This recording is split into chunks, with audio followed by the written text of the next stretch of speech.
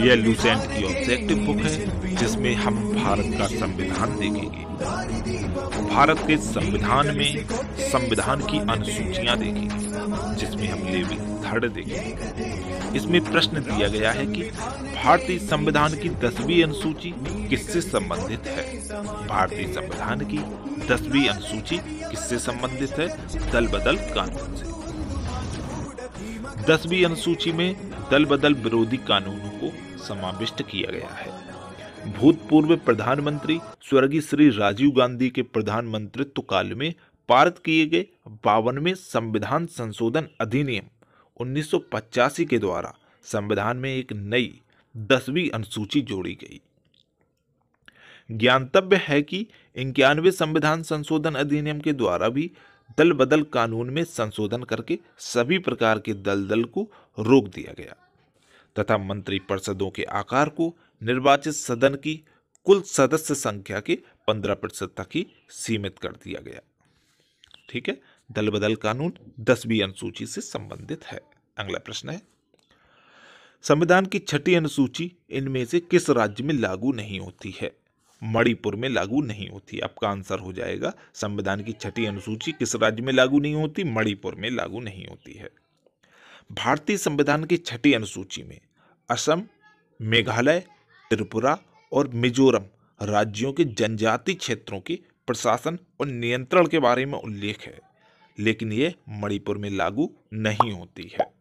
ठीक है, अगला प्रश्न है, सूची फर्स्ट को सूची सेकंड से सम्मिलित कीजिए।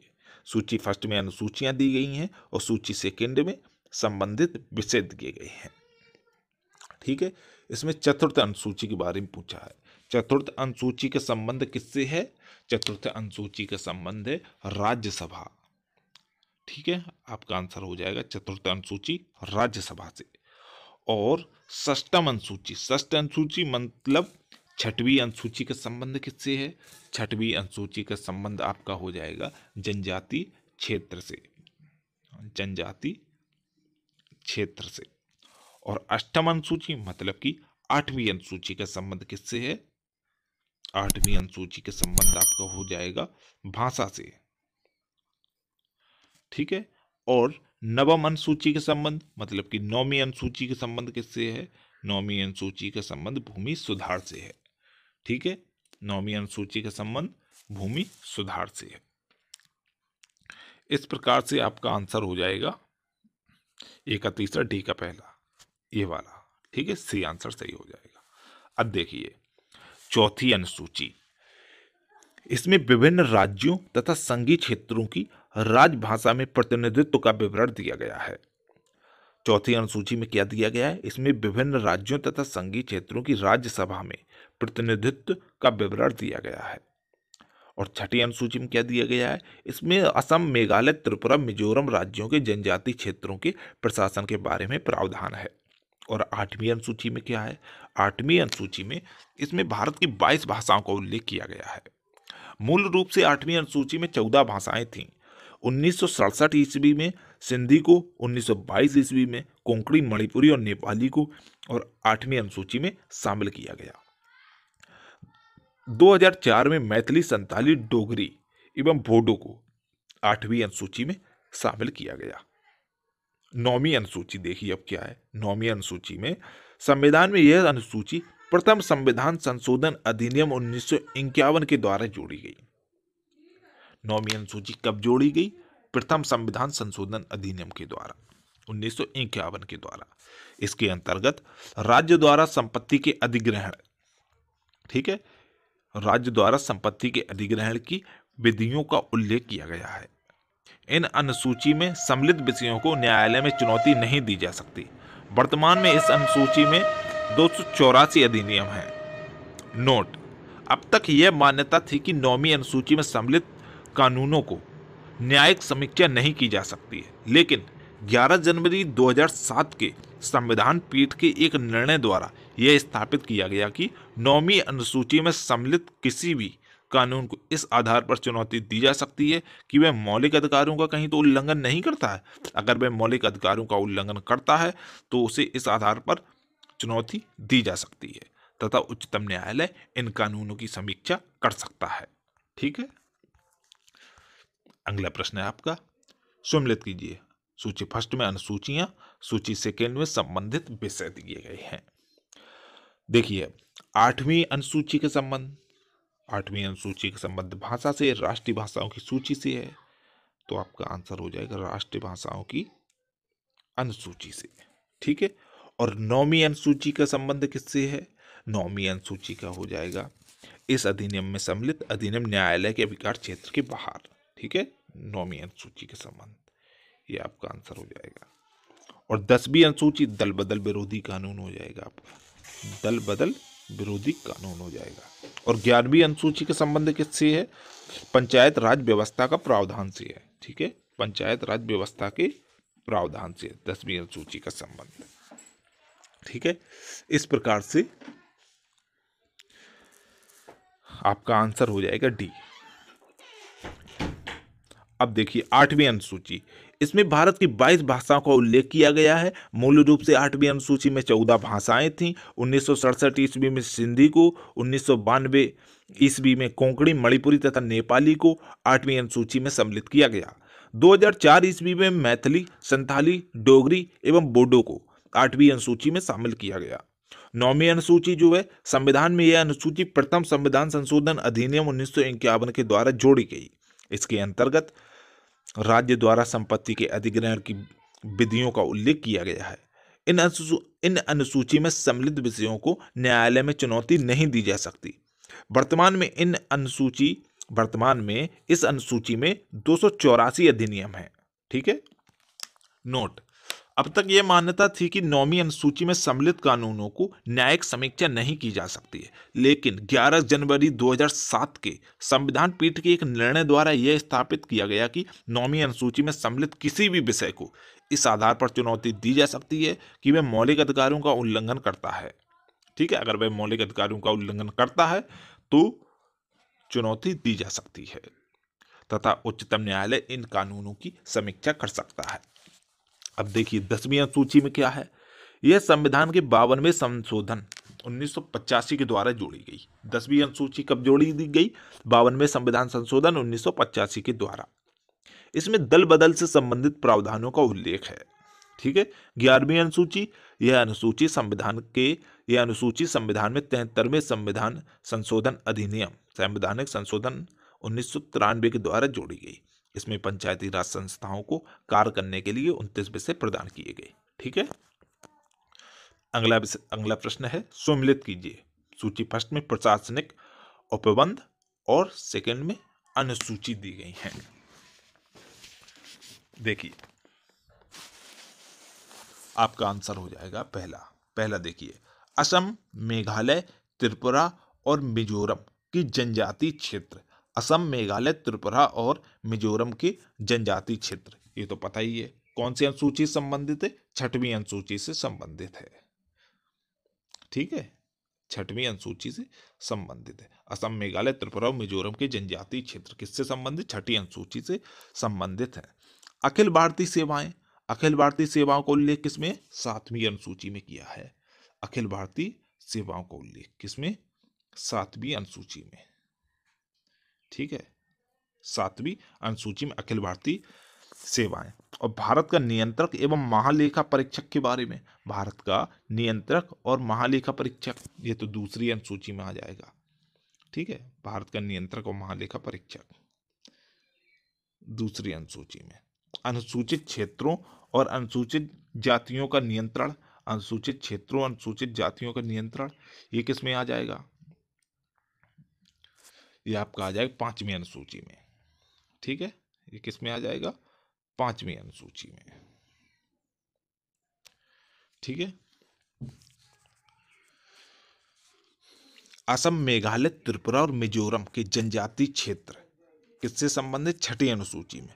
अखिल भारतीय सेवाएं, अखिल भारतीय सेवाएं किससे? 7वीं अनुसूची में। भारत के नियंत्रक और महालेखा परीक्षक दूसरी अनुसूची से।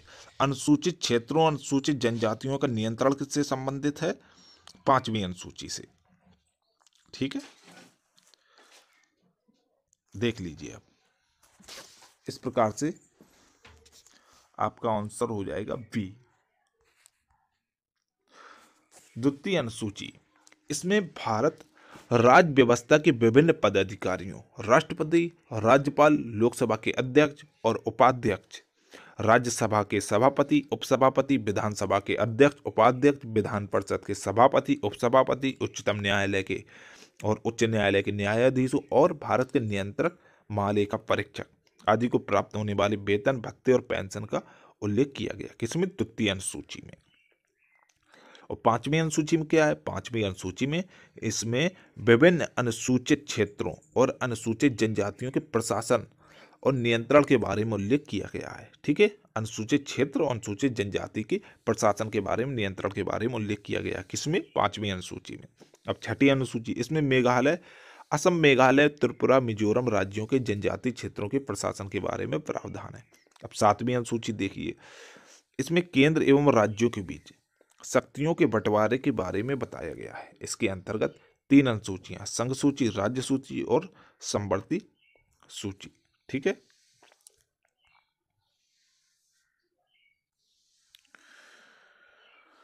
ठीक है। अगला प्रश्न है आपका,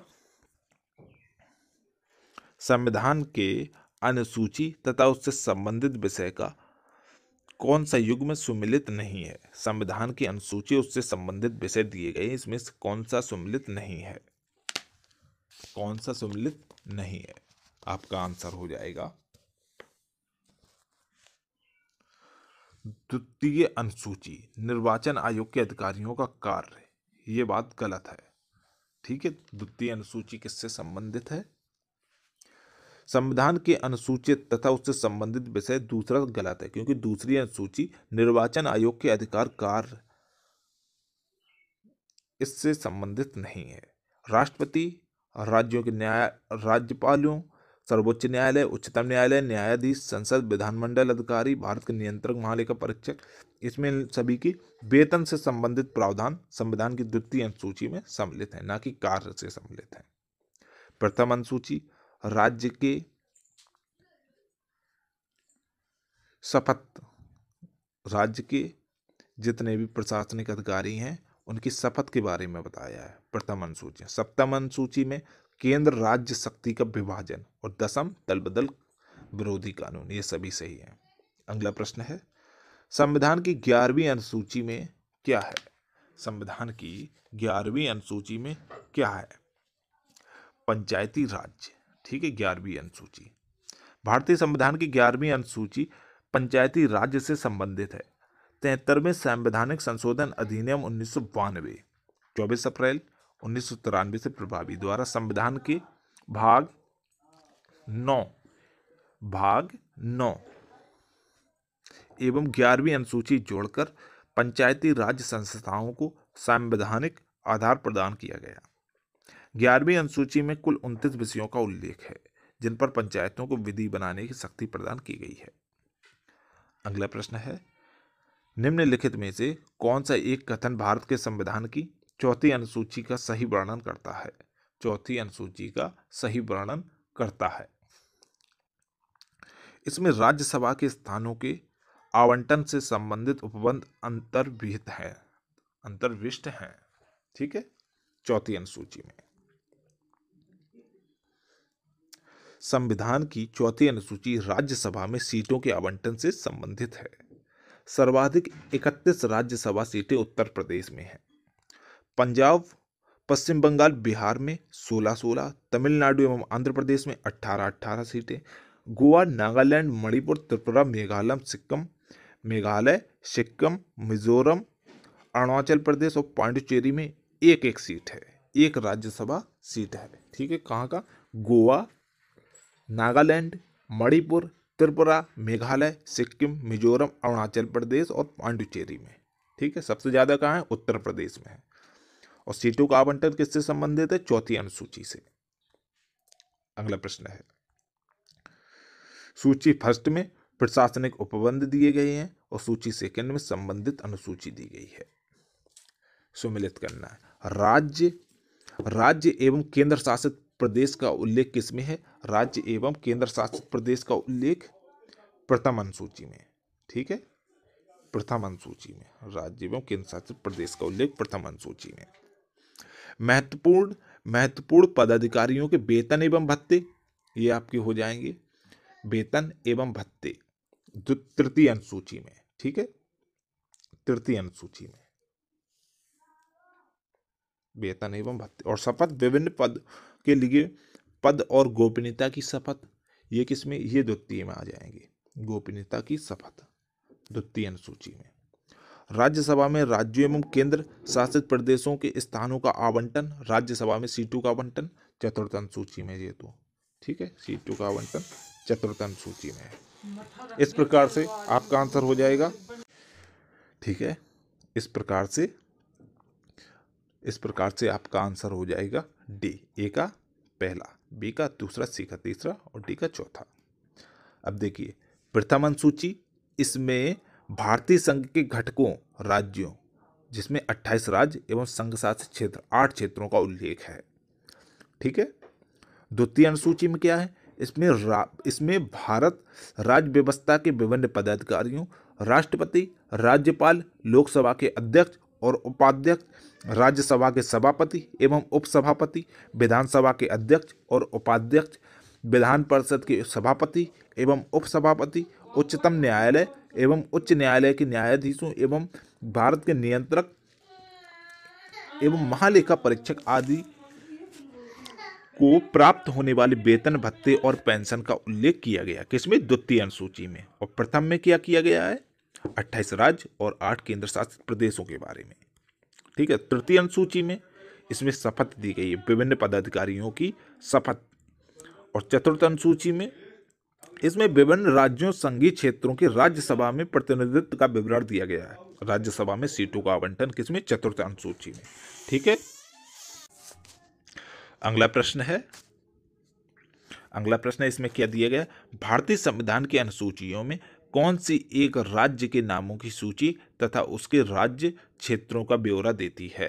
भारतीय संविधान की अनुसूचियों में से कौन सी एक राज्य के नामों की सूची तथा उसके राज्यों का ब्यौरा देती है, कौन सी अनुसूची है। राज्यों और केंद्र शासित प्रदेशों के बारे में किसमें, पहली अनुसूची में दिया गया है राज्य का ब्यौरा। भारतीय संविधान की पहली अनुसूची में राज्यों के नामों की अनुसूची, उनके राज्य क्षेत्रों का ब्यौरा दिया गया है। वर्तमान समय में इस अनुसूची में 28 राज्य और 8 केंद्र शासित प्रदेश शामिल हैं।